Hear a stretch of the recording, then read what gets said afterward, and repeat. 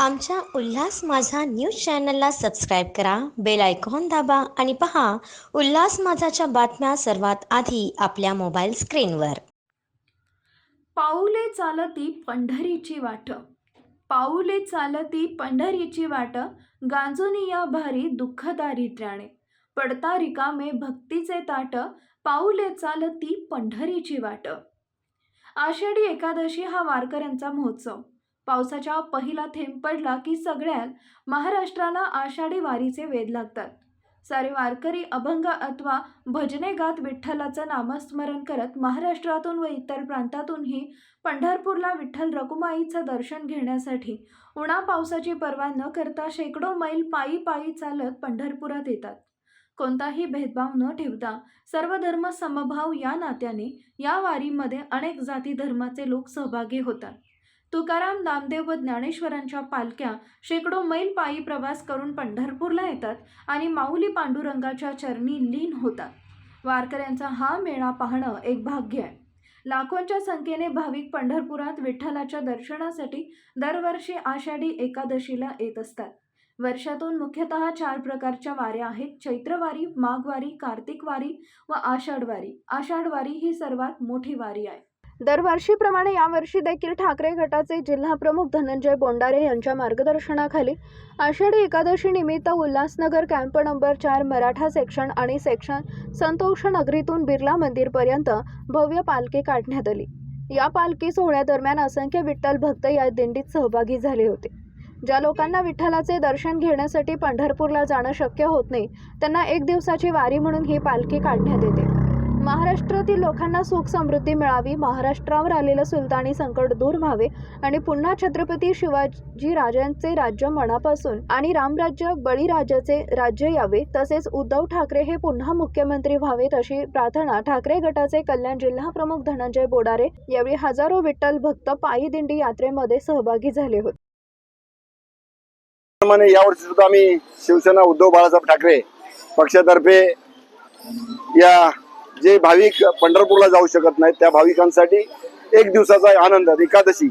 बरेचसे लोक पंढरपूरला जातात पण बरेचसे लोक पंढरपूरला जाऊ शकत नाहीत आणि त्यांना विठुरायाचं दर्शन देण्यासाठी पायी वारी आम्ही आयोजित करतो. त्याचप्रमाणे यावर्षी सुद्धा आयोजित केलेले आणि विठ्ठलाच्या चरणी या महाराष्ट्रातील लोकांसाठी सुख समृद्धी नांदो, त्यांना सुख मिळावं, सौख्य मिळावं यासाठी प्रार्थना करत असतो.